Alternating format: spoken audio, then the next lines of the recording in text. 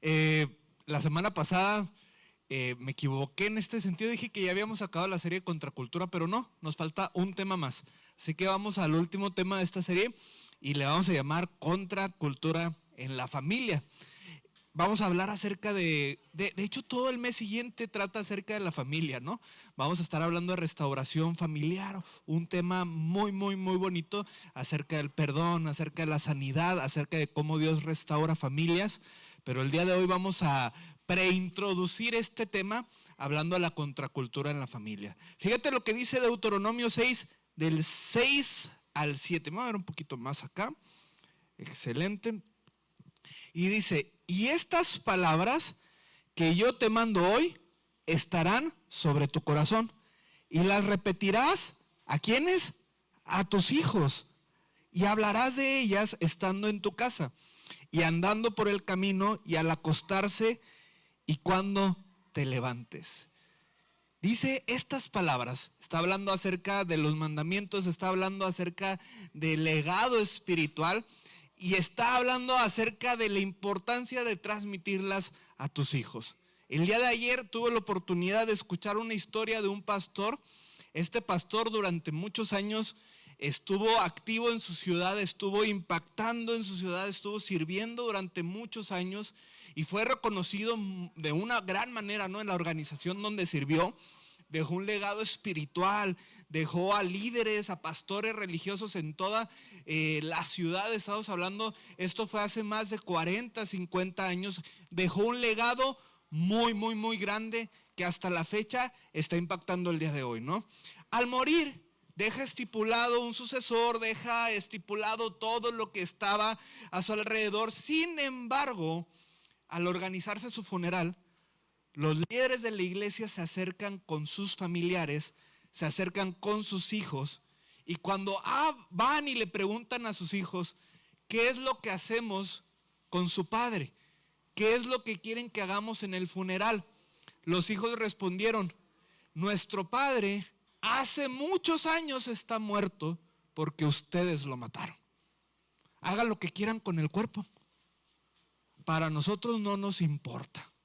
Porque este pastor había dedicado mucho tiempo en el cuidado de otras personas, pero no se había enfocado en lo más importante. Había descuidado a su familia por el ministerio. Y esto, cuando yo escuché esto, me estremeció, ¿no? Porque es algo que muchas veces como ministros o como pastores, o inclusive como personas religiosas, como personas creyentes, olvidamos que el principal ministerio que Dios nos ha dado es la familia. Y que la fe se trata acerca de un legado familiar y un legado generacional. Olvidamos esto, la verdadera batalla que tenemos no es en la iglesia, no es ni siquiera a veces fuera de la iglesia, es en nuestras casas, es en las mesas, es en lo cotidiano. Por eso quise iniciar con Deuteronomio 6. En este versículo Moisés está hablando con su pueblo, está hablando con el pueblo de Dios y les habla acerca, este versículo fue antes de tomar la tierra prometida y les dice, lo más importante está no en una estrategia militar, no es cómo vamos a conquistar, está en que primero personalmente guardemos los mandamientos en nuestro corazón, guardemos la palabra y después sepamos cómo transmitirla a nuestros hijos. La fe es lo más importante, la vida espiritual es lo más importante. Amamos muchas veces el hacer con nuestras manos y amamos el tratar de servir al Señor con nuestras manos. Y la semana pasada hablamos acerca del servicio, pero el servicio es solamente una respuesta de algo mucho más importante, que es la devoción, que es la vida espiritual. El futuro de Israel en esta temporada y en adelante consistía en la capacidad que tenían de enseñar el camino del Señor a sus hijos. Y eso sigue siendo vigente el día de hoy. Yo quiero que lo que más anhelen mis hijos, que lo que más aprendan mis hijos, es el legado para amar a Dios, aún en las pruebas. Y los hijos no son perfectos, estamos conscientes de que se van a equivocar. De hecho, yo veo a mis hijos y yo estoy consciente, yo no sé si te pasa, porque yo estoy consciente desde ahorita. Tengo un muchachito, para los que no me conocen, de 7 años, y tengo un muchacho de 5 años. Y desde ahorita veo ciertas características en ellos y yo sé en qué áreas van a batallar en el futuro. Es algo que me duele. Pero ¿les ha pasado? Les ha pasado, ¿verdad? Porque traemos cosas que yo digo, híjole, desde los 5 años veo a mi hijo y lo veo perfecto en muchas cosas, pero digo, hay muchas cosas que está cargando mi genética también en lo malo. Y yo sé que va a batallar en esto. Y veo a mi otro hijo y digo, está cargando mi genética en lo malo también. Porque por alguna razón somos muy buenos para transmitir lo malo. Pero la fe es algo muy difícil de transmitir, ¿verdad? Es algo súper complicado. ¿Por qué se nos pega lo malo? Yo no entiendo. Bueno, sí lo entiendo. Hay una tendencia, ¿no? Es la naturaleza caída, se pegan las malas costumbres. Pero lo bueno, solamente el Espíritu Santo nos puede ayudar a transmitirlo, ¿verdad? Hay una esperanza en Dios. Yo no quiero ser como este pastor. Yo quiero que el Espíritu Santo nos ayude a cada vez más tomar responsabilidad como sacerdotes de nuestra casa, asumir responsabilidad para nuestras familias, para una generación que eventualmente, si te estás fijando, se está olvidando de Dios. Las generaciones se están olvidando de Dios y basta con una generación que se olvide de Dios para que arrastre a la siguiente a un vacío espiritual. Las familias que deciden permanecer fieles, que se atreven a ser contraculturales, que encuentran la promesa de Dios en esta unidad, van a entender que la vida espiritual es lo más importante y un Dios que es tan fiel, que es tan amoroso, que nunca se aparta. Amén. Amén.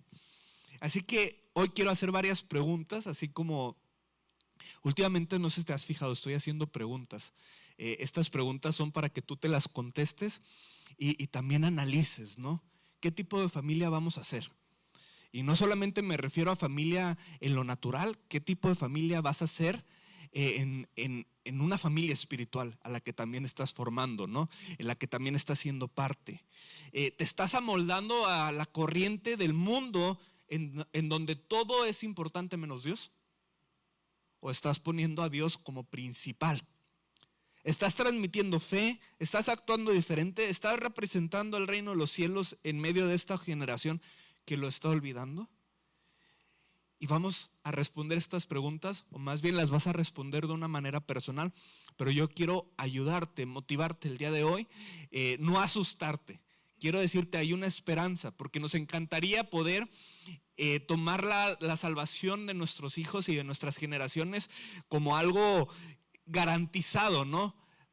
Pero no hay un modelo así. O sea, la verdad es que tu fe no va a transformar a tus hijos. Necesitan tus hijos tener tu propia fe.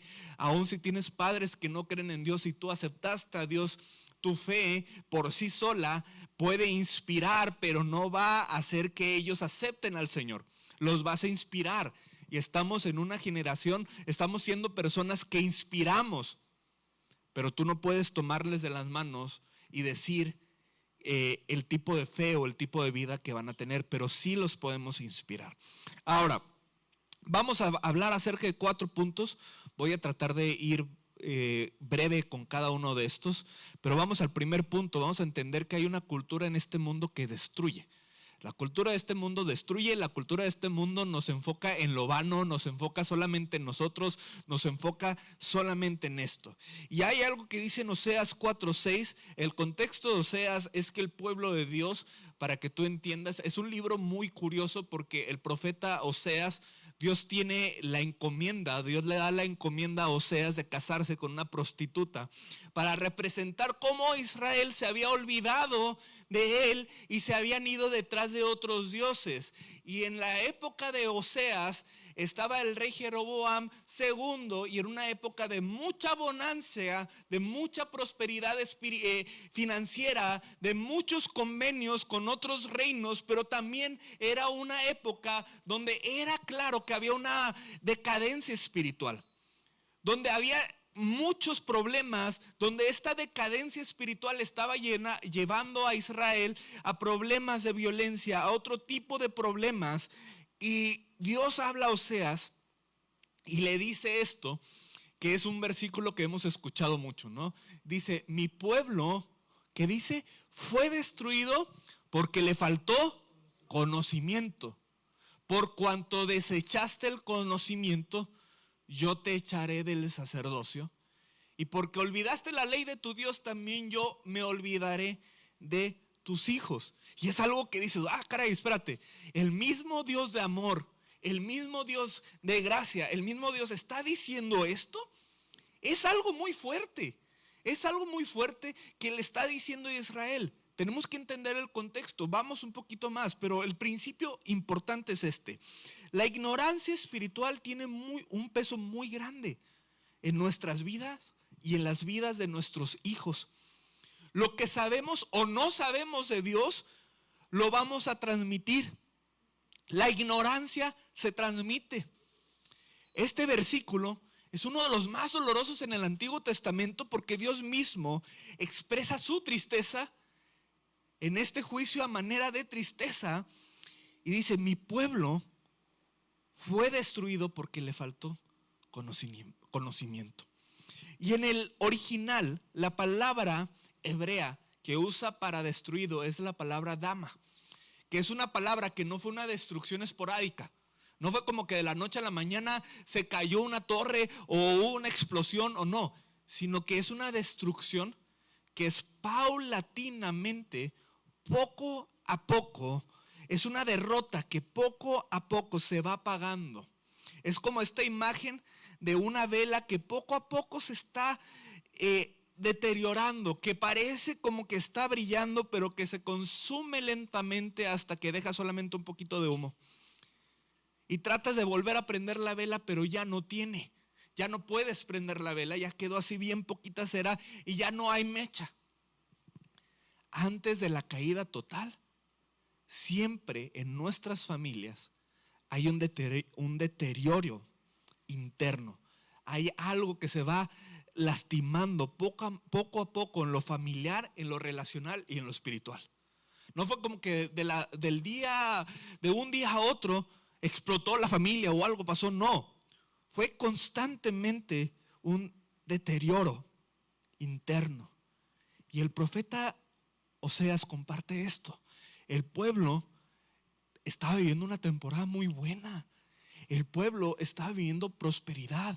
Estaba viviendo una temporada muy buena financieramente. Y pensaron que la prosperidad era señal de bendición. La prosperidad financiera no siempre es señal de bendición. Es parte, yo entiendo, pero no siempre. ¿Por qué? Porque estas personas, este pueblo había olvidado de dónde venía toda la bendición que venía del Señor. Israel había caído en idolatría institucional. Habían hecho becerros de oro en Betel, en Dan, habían hecho altares en los montes a dioses paganos, habían mezclado sus cultos con prácticas paganas. Llegó un momento donde ya no distinguían entre el Dios verdadero y los dioses paganos. Ya estaba todo mezclado. Y este conocimiento que se está hablando, cuando se pierde el conocimiento, no solamente afecta al culto, no solamente afecta cómo pensamos, se desmorona toda la estructura social. Dios se lamenta porque Israel tenía prosperidad externa, pero no tenía un conocimiento verdadero de Dios. Tenían prosperidad externa, pero por dentro estaban yendo a la ruina. Tenían altares, pero eran ídolos. Tenían sacerdotes, pero no enseñaban la verdad. Tenían una herencia espiritual, pero que la habían olvidado. Tenían tantas cosas. Y ellos mismos, Dios está lamentando porque ellos mismos estaban cavando su tumba. Ellos mismos estaban olvidando. Y es donde viene esta frase. Porque olvidaste la ley de Dios, también yo me olvidaré de tus hijos. Y hoy vivimos una guerra cultural, vivimos una guerra donde este mundo nos quiere arrastrar, vivimos una guerra donde quiere a fuerzas que nosotros y nuestras familias nos olvidemos de Dios. El enemigo quiere distraernos, muchas veces pone el progreso material como una distracción, pero nos lleva a una decadencia material. Tenemos mucha información, más que nunca, hay demasiada información, pero hay menos conocimiento de Dios, porque tenemos más prosperidad en nuestros hogares que en ninguna otra época, pero demasiadas familias han dejado a Dios fuera de la mesa. ¿Dónde estamos nosotros? ¿Dónde nos tenemos que poner? Aferrarnos a lo bueno, aferrarnos a la vida en Dios, aferrarnos a la vida espiritual. Israel no cayó por los asirios, Israel cayó porque por dentro se estaba desmoronando. Una familia no va a caer por las circunstancias, el pecado entró porque por dentro había una decadencia espiritual mucho antes. Lo que le faltaba a Israel no eran templos, no eran sacrificios, era un conocimiento pleno de Dios. Y vamos a este segundo punto, mira, cambiando prácticas. La palabra conocimiento que nos está hablando es la palabra en el original que tiene que ver con un conocimiento relacional, compacto, intimidad y obediencias. Cuando los líderes avanzaban en el conocimiento de Dios, eran personas que estaban avanzando en conocer a Dios. Cuando no avanzaban en esto, era porque habían perdido intimidad con Dios, es porque solamente había un conocimiento intelectual. Y yo siempre lo pongo en el ejemplo en el matrimonio. Entendemos conocimiento no porque tanto creo que yo conozco a mi esposa, sino porque hago cosas que yo sé que a ella le van a gustar y la atiendo de la manera que yo sé que ella le va a gustar. ¿Por qué? Porque la conozco profundamente. Llega un punto en el matrimonio donde yo sé, o sea, hay cositas. Yo tengo la costumbre, ¿no? De muchas veces dejar mi ropa donde sea. Yo sé que a eso a Unice no le gusta. Y todos tenemos cosas que no nos gustan, ¿no? De la otra persona también, pero en el matrimonio la esposa no espera que te lo tenga que estar diciendo todos los días, espera que tú sepas, ¿verdad? Es algo que ya tú tienes que saber. Ya sabe que la pasta se tiene que agarrar de abajo. O sea, todos esos detallitos ya sabes. Algo que por conocimiento se da. No es algo que te lo tienen que estar diciendo. Es lo mismo el conocimiento de Dios. Actuamos según la palabra de Dios porque conocemos a Dios. Llegamos al conocimiento de Dios y de hecho dice la palabra de Dios que hay algo que se impregna en el corazón. La palabra de Dios se impregna en nuestro corazón. Y hay muchas cosas que yo no sé si te pasó cuando llegaste al conocimiento de Dios, que nadie te dijo que estaban mal, pero dejaste de hacer, ¿verdad? Y nadie te dijo que estaban mal, pero tú inmediatamente las dejaste de hacer. Porque algo dentro en tu corazón, que es la palabra que fue sellada en tu corazón, la palabra que por medio del Espíritu Santo está hablando en tu corazón, te lo mencionó. Nadie te lo dijo. Tú solito dijiste, ok, me doy cuenta. Y después lo leíste y dijiste, ok, sí es cierto. ¿Por qué pasa esto? Por el conocimiento de Dios. Porque el Espíritu Santo empieza a marcar esto. Y fíjate lo que dice Josué 24:15. Dice, y si mal os parece servir al Señor, escogeos hoy a quien sirven, si a los dioses a quienes sirvieron nuestros padres. Y dice Josué, termina diciendo, pero yo y mi casa, ¿qué dice? Serviremos al Señor. Entonces Josué al final de su vida confronta a Israel, les dice, ok, tienen una opción, tienen dos opciones. O siguen viviendo como que sirven al mundo y a los dioses paganos, o deciden servir a Dios. Pero yo y mi casa vamos a decidir servir a Dios. Yo y mi casa vamos a decidir a ser diferentes.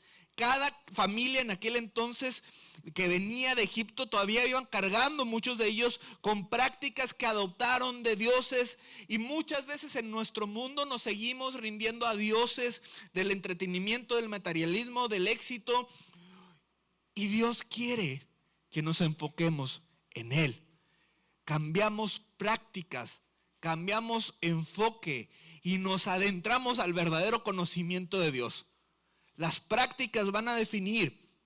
Vivimos en una cultura saturada de información, pero vacía de sabiduría, porque estamos hiperconectados, pero desconectados de Dios. Hiperconectados a cualquier cosa, pero desconectados a Dios. Familias con tecnología en cada habitación, en cada celular, pero sin oración en las mesas.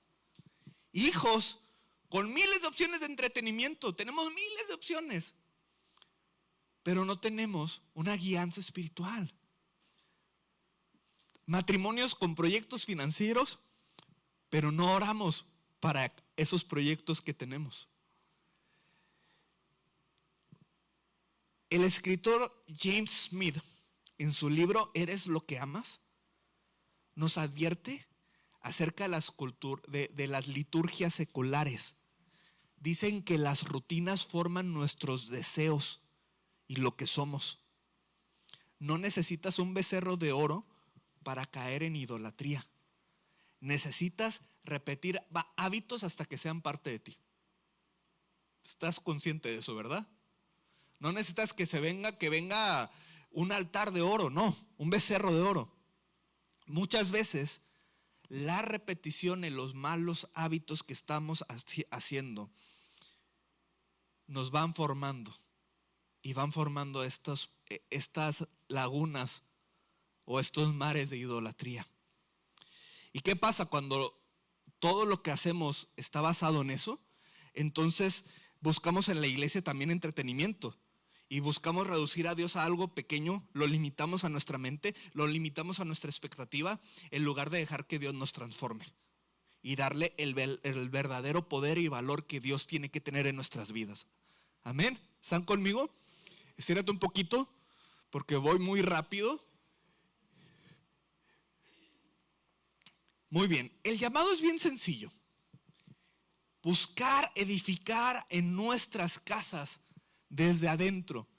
Transmitir el conocimiento de Dios primero desde nosotros, como ahorita leímos en Deuteronomio que la advertencia que les da Moisés es esto, o sea, que ellos aprendan pero que lo transmitan. Entonces nosotros como padres o nosotros como personas tenemos el principal compromiso, y si tú eres un adulto ya de más de 18 años, tú tienes el compromiso personal de abrazar la fe de tus padres. Un compromiso personal de que tú tengas tu encuentro con Dios. Cada quien toma responsabilidad de sus áreas y tenemos la responsabilidad de seguir transmitiendo, inspirando fe, ¿verdad? Es así de sencillo. Jesús lo ilustra magistralmente. Hay una parábola en Mateo 7, 24 al 27 y nos habla acerca de dos hombres. Esta ya se la saben de memoria. Había dos hombres, dos casas, dos cimientos, y ambas casas presentaron lluvias, ambas casas presentaron tormentas, vientos. Y la diferencia no estaba en el clima ni en los problemas que tuvieron ambas casas. El problema estaba en el fundamento que tenía cada casa. Una casa edificó sobre arena y la otra edificó sobre la roca. Y la que edificó sobre arena, que son las banalidades de este mundo, sobre algo que no es Cristo, ¿qué le pasó? Se destruyó. Y la que edificó sobre la roca, ¿qué pasó? Permaneció. Entonces, no hay nada más grande que permanecer en la roca. En Jesús, pase lo que pase, nuestra familia va a estar bien.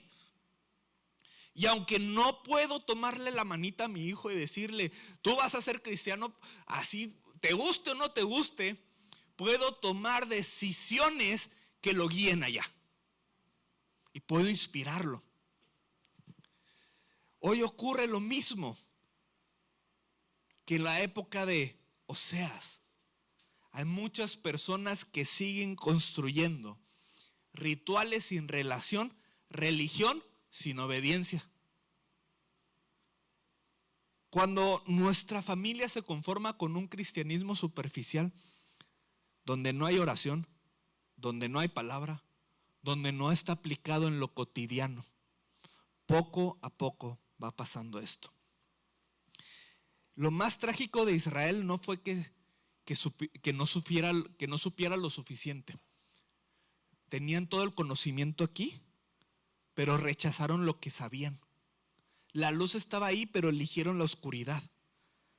La ignorancia espiritual no siempre es una falta de oportunidad, es un rechazo intencional.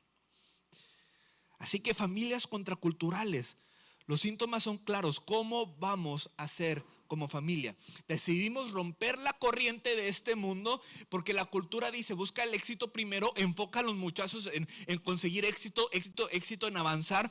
Pero en la cultura del reino de los cielos es, busca primero el reino de Dios y su justicia y todo lo demás será añadido. Entonces no es que tú busques el éxito, no es que seas nada más un mejor estudiante, es que busques primero, antes de ser un buen estudiante, eres un buen estudiante porque tú estás marcado para vivir el reino de los cielos. Porque tu testimonio de estudiante es un testimonio de que eres un hijo de Dios. La cultura te dice, haz lo que sientes, y Dios nos dice, vive por fe y no por vista. La cultura nos dice, todos los caminos llevan a lo mismo, y Dios nos dice, yo soy el camino, la verdad y la vida.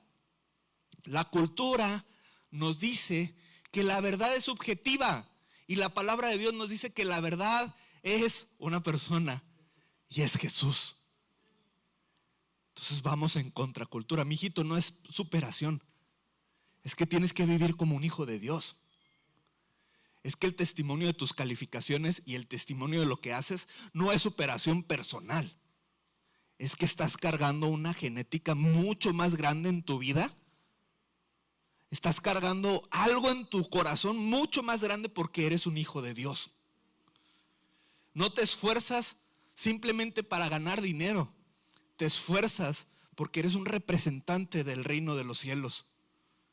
Y te esfuerzas para bendecir a las demás personas. Y te esfuerzas para eso. El verdadero peligro que tenemos en las familias no son las tormentas externas. Porque si somos hijos de Dios vamos a saber cómo manejar las tormentas externas en oración. Y en confianza y en fe. Pero si olvidamos a Dios en nuestra casa, la destrucción comienza poco a poco. Hay esperanza, obviamente, porque siempre hay gracia, siempre Dios restaura, siempre hay un Dios anhelante que volvamos a su corazón.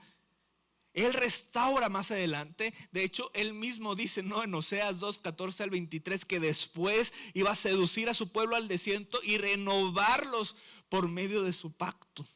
Había una renovación. La gracia siempre va a estar disponible. El amor de Dios siempre va a estar disponible para aquellos que decidan otra vez construir sobre la roca. Siempre va a haber. Pero no significa que, ¿cómo te lo puedo decir? No significa que vamos a disminuir el estándar de lo que es una vida cristiana. No te estoy diciendo que vamos a ser personas raras o extremas, no. No te estoy diciendo que vivamos este extremo de religiosidad vacía. Significa que le demos mayor importancia a lo que debe ser esencial y básico en la fe. ¿Quieres que te diga qué es lo que es básico y esencial en las familias cristianas?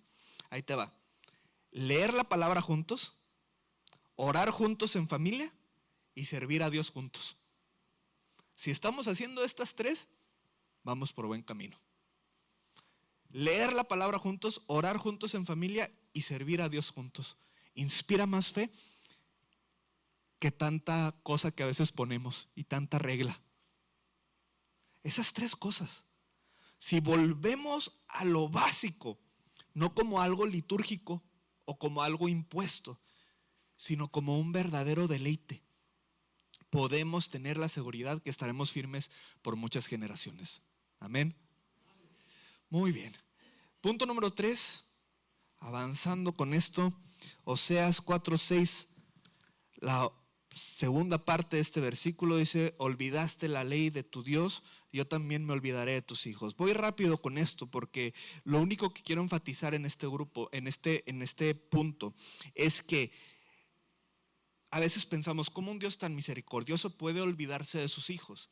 Y en el contexto de lo que está hablando, no es un abandono pasivo, sino que porque los padres rechazaron el conocimiento de Dios, los hijos van a crecer en un vacío espiritual, que tarde o temprano se alejan. Es como si Dios dijera, si ustedes me sacan de su casa, no me pidan que mis hijos estén dentro de mis caminos. No es un abandono voluntario, es un abandono pasivo. No se trata de que Dios deje de amar, sino de que respeta la decisión humana cuando nosotros decidimos no amarlo y olvidarlo. Cuando una familia decide vivir sin Dios, Él no fuerza su presencia. Y a esto se refiere esto. El abandono es una consecuencia natural de haber decidido darle nosotros la espalda a Dios, no de que Dios haya alejado. Porque podemos responder si sí o no a su amor. Y algo hermoso es que eventualmente su amor nos persigue y nos alcanza, ¿verdad? Y ahí está constante y está perseverante. Pero esto es en general, primero en lo individual y después en la responsabilidad sacerdotal que tenemos en nuestras casas. La cruz de Cristo está presente. Cuando hablamos acerca de la predestinación, yo no soy calvinista, me considero más en ese sentido diferente, ¿no? La predestinación de lo que habla la Biblia es bien bonito, no me voy a meter en problemas teológicos. El punto es este: el principio de predestinación, el medio de predestinación es Cristo. Todos fueron llamados a ser hijos de Dios por medio de Cristo, pero es nuestra decisión si decidimos seguir la cruz o no seguir la cruz. Entonces, en el libre albedrío que tenemos la opción de decir si sí o si no.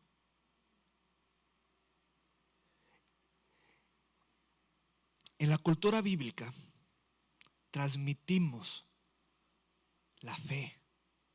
Deuteronomio 6 lo acabamos de leer.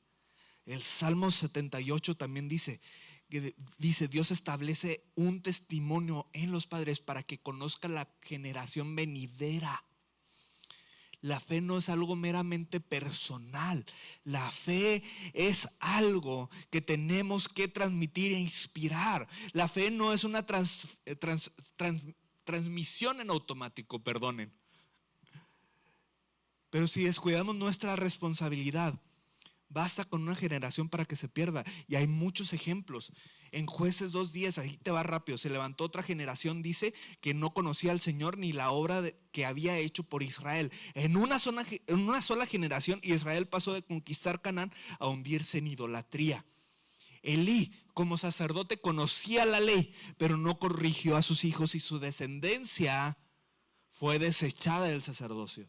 También tenemos ejemplos como Loida, Eunice, que eran abuela y madre de Timoteo, que transmitieron una fe viva que lo formó como líder. Entonces transmitimos lo bueno y transmitimos lo malo. Una generación basta para que se pierda todo, ¿verdad? Una generación basta para que se eche a perder todo. El patrón es claro: cuando se olvida a Dios en casa, el legado espiritual se interrumpe, pero cuando honramos a Dios en la casa, el legado espiritual florece, crece y avanza. Así que cosas prácticas para ir al último punto y ya ir cerrando con esto. Cosas prácticas que podemos hacer. Cosas prácticas que podemos hacer, aquí te las anoté. Abrir la Biblia en casa todos los días, aunque sea lecturas breves, o transmitiendo versículos oralmente a nuestros hijos.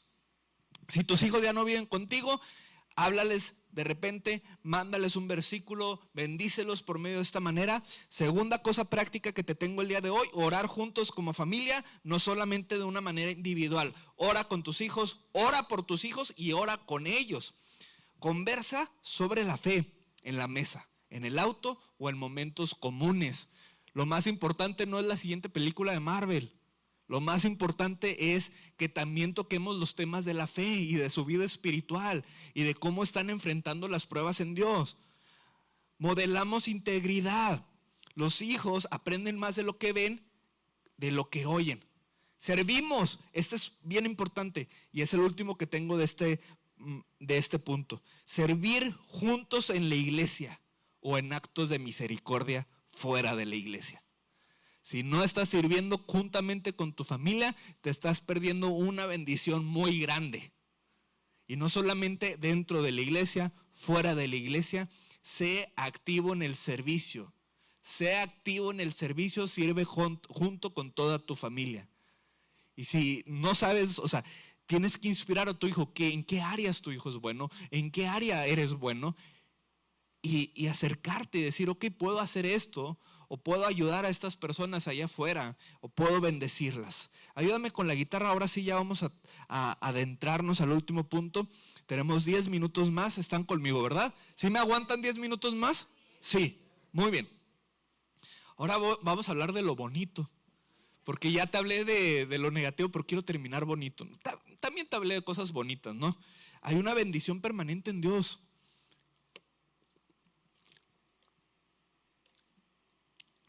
Primera de Reyes 2, del 1 al 4. David en su lecho de muerte. Si no alcanzas a leer, subráyalo ahí en tu Biblia. Dice, llegaron los días en que David había de morir. Ordenó a Salomón su hijo diciendo, yo sigo el camino de todos en la tierra. Esfuérzate y sé hombre. Guarda los preceptos de Jehová tu Dios, andando en sus caminos, observando sus estatutos y mandamientos, sus decretos, sus testimonios, de la manera que está escrito en la ley de Moisés, para que prosperes en todo lo que hagas y en todo aquello que emprendas, para que confirme el Señor la palabra que habló sobre mí, diciendo, si tus hijos guardaren mi camino, andando delante de mí con verdad de todo su corazón y de toda su alma, jamás, dice, faltará a ti varón en el trono de Israel. David en su lecho de muerte se acerca con su hijo. No le habla de política, no le habla de conquistas, no le habla de nada de esto, no le dice de las riquezas. Le dice lo más importante, le dice, guarda tus preceptos, guarda los preceptos del Señor, tu Dios, guarda los preceptos del Señor. ¿Es lo más importante? ¿Entendió David que el legado más importante no era el dinero que le podía dejar a su hijo? ¿No era el trono terrenal? ¿No era el palacio? ¿No eran las batallas ganadas? Su legado más importante era la vida espiritual que le estaba transmitiendo, era la obediencia a Dios, era el legado más importante. Lo que transmitimos en la fe es lo más importante. En hebreo usa una palabra para guardar, que es la palabra chamar, que es la palabra básicamente proteger, vigilar con celo, ¿no? De eso que sabes que es algo valioso, como si se tratase del tesoro más grande. No es simplemente, sí, ahí está, sino que intencionalmente, hijo, no sueltes la palabra, guárdala, atesórala como un tesoro, guárdala como lo más valioso, guárdala como si dependiera tu vida de eso. Es lo más importante. Yo aprecio mucho a mis papás porque como familia hemos atravesado de todo, ¿no? Hemos atravesado tiempos de mucha prosperidad y tiempos de escasez y tiempos donde hemos tenido de más y tiempos donde hemos estado limitados. Pero lo mejor que me han transmitido mis papás es la fe. Lo mejor que me han transmitido mis papás es seguir creyendo en Dios, es seguir teniendo hambre por Dios. A mí me molestaba mucho, déjame decirte, porque cuando estaba en Cuauhtémoc, estamos viviendo en Cuauhtémoc, estuvimos trabajando una temporada con mis papás y Eunice no me va a dejar mentir, la pregunta de todos los días de mi mamá era, ¿cómo está tu vida espiritual? ¿Cómo está tu vida? Y a mí me molestaba mucho porque yo sabía que mi vida espiritual no siempre era lo que debía ser. Pero cómo agradezco que al día de hoy mi mamá me siga haciendo esas mismas preguntas, porque es tan importante esto, que tengamos padres y que seamos padres que nos recuerda lo más importante que es la fe. Hay algo bien bonito en esto porque no entendemos lo que está diciendo. Dice, la promesa de Dios es clara: si tus hijos guardan mi camino, nunca faltará varón en el trono. Obviamente está hablando del trono de David, pero esto tiene algo muy bonito, un significado bien bonito. El pacto de David, el pacto davídico, es esto: que había alguien que iba a venir de la descendencia de David y que ocuparía el trono eterno de Israel. Y ese alguien es Jesús. Y en el momento que nosotros transmitimos fe, hay una promesa de que el trono de Jesús va a seguir reinando en nuestras casas, en nuestras familias, de que Jesús va a seguir presente, de que Dios va a estar ahí. La promesa del trono perpetuo no dependía de la obediencia humana. Era algo que Dios iba a hacer por medio de Cristo. Era algo que Dios iba a hacer por medio de su fidelidad. Pero lo que sí dependía del ser humano, lo que sí dependía para que esto se pudiera disfrutar en su plenitud, era la obediencia. El disfrute de esta promesa sigue siendo que cada generación obedezca al Señor para poder disfrutar plenamente de esto. El trono eterno está asegurado en Cristo, el Hijo de David. El trono eterno está en Él. Pero el poder disfrutar de ese trono depende en nuestras casas y en nuestra familia de qué tanto si queramos seguir siguiendo a Dios y transmitiéndolo. Algo bien interesante: el trono es símbolo de autoridad, gobierno, bendición sobre la familia de David. Nos enseña que la obediencia abre un camino de bendición estable, firme, que se transmite a los hijos. El trono está asegurado, pero nada nos puede apartar de su amor, pero depende de qué tanto querramos estar en su amor nosotros como familias. Qué tanto nos adentramos en este trono. No tenemos un trono físico como Israel, pero sí un legado espiritual, un trono que tenemos que proteger en la fe. Está ahí, no se va a apartar, pero tenemos que apreciarlo, tenemos que obedecer para poder tener los beneficios de esta bendición familiar. Salmo 103:17. La misericordia del Señor es desde la eternidad hasta la eternidad sobre los que le temen, y su justicia sobre los hijos de los hijos. Es decir, cada generación que decide permanecer en Dios, cada generación se convierte en esta herencia de fidelidad y de confianza en Dios. Así que establezcamos este trono. Voy a terminar con esto. Algo que estaba pensando cuando estaba escribiendo esto. Pensaba mucho en mi familia. Pensaba en la familia que Dios me ha dado y pensaba de dónde vengo. Pensaba en aquellas cosas, ¿no? En cómo muchas veces nos apartamos de los caminos del Señor y cómo el Señor siempre nos vuelve a traer. Y yo quiero que mis hijos sepan que puede faltar el dinero, pueden venir tiempos difíciles, puede que no alcancemos el éxito en este mundo, a lo que el mundo llama el éxito, pero nunca faltará varón en el trono, nunca faltará la presencia, nunca faltará la dirección y el favor de Dios, que es mucho más valioso que el éxito y el oro de este mundo. Jesús lo afirma: busquen primero el reino de Dios y su justicia, todas estas cosas serán añadidas.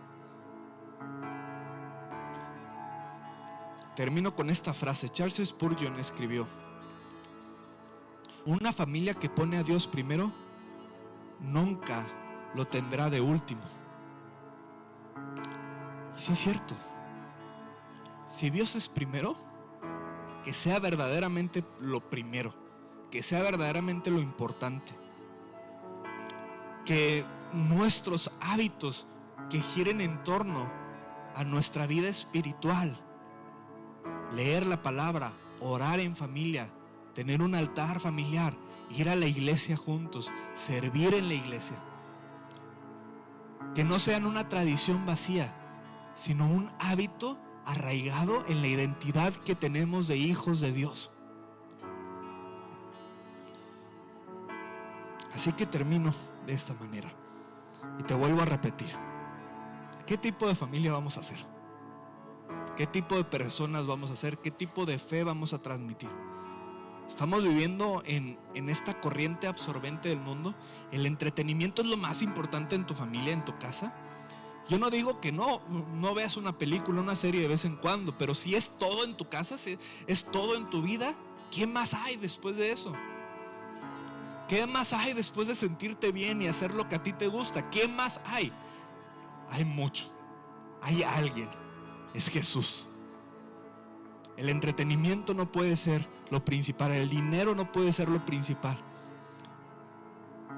Jesús debe ser el principal.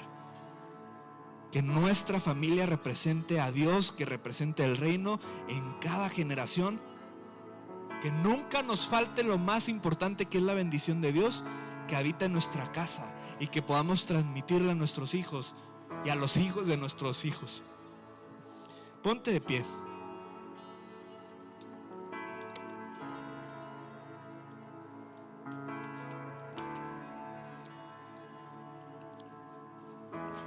Mira,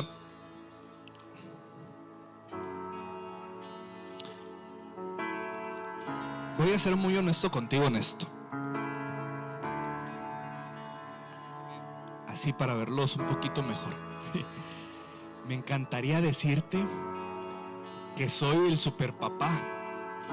Y me encantaría decirte que soy el superpastor, pero no lo soy. Me encantaría decirte que siempre educo a mis hijos según lo que está en la palabra de Dios. Y me gustaría decirte que todas las semanas estamos 24 horas, 7 horas en la casa orando. Pero a veces el cansancio y a veces la rutina me absorbe también a mí. Entonces no soy la mejor persona, ni soy el mejor pastor. Esta prédica también es para mí. Ni mis papás fueron los mejores pastores ni los mejores papás, Son seres humanos y seguimos siendo seres humanos. Pero sí, esta prédica tiene que ser una nueva oportunidad para nuestras vidas y para nuestras familias, para darle importancia a lo que tiene que ser importante, ¿verdad? Si tus hijos están grandes, ora por ellos, sigue orando por ellos, sigue bendiciéndoles, sigues transmitiéndolos. Si tienes a tus hijos pequeños, es una nueva oportunidad. Si no estás casado y no tienes hijos, piensa en tus padres, piensa en el legado de fe que estás cargando, piensa en lo que vas a transmitir una vez que te cases. Siempre es una nueva oportunidad. En la gracia de Dios tenemos una nueva misericordia, tenemos nuevos momentos, nuevas oportunidades para decir: yo quiero volver a enfocarme en Cristo. Amén. Así que levanta tus manos ahí donde estás. No pretendo hacerte sentir mal. Pretendo que tomes responsabilidad de lo que Dios te ha dado, del legado espiritual que estás cargando. Señor, aquí estamos. Perdónanos, Señor, porque ponemos mucha importancia a otras cosas, Señor. Le ponemos importancia, así como en tiempos de Oseas, Señor, a la prosperidad, a ídolos materiales, a ídolos en este mundo de entretenimiento, a tantas cosas que le ponemos importancia, Señor, menos a ti, Señor. Y primero, así como Moisés les dijo, primero hacemos un compromiso personal de guardar tu palabra en nuestro corazón, de afirmarla, Señor. Sella tu palabra en nuestra vida, Señor. Que en nuestro corazón hay un anhelo cada vez más de conocerte de una manera profunda, intensa, relacional, Señor. Que no nos perdamos por falta de conocimiento. Hacemos este compromiso personal de afirmarnos al conocimiento tuyo, que es relacional, que es en obediencia, que es en un anhelo de hacer tu voluntad y de buscarte, Señor. Hacemos este compromiso, Señor. Y de la misma manera, perdónanos porque no siempre, ahí donde estás, dile: Señor, no siempre he cuidado la herencia que tú me has dado. No siempre he cuidado a los hijos que me has dado. No siempre. Muchas veces los he descuidado, muchas veces no los he atendido o he atendido otras cosas en su vida. Y dile, Espíritu Santo, ayúdanos a inspirar. Ayúdanos a inspirar fe. Ayúdanos a tener sabiduría. Pídele sabiduría al Espíritu Santo para saber cómo llegar a estas generaciones. Danos sabiduría, danos amor, danos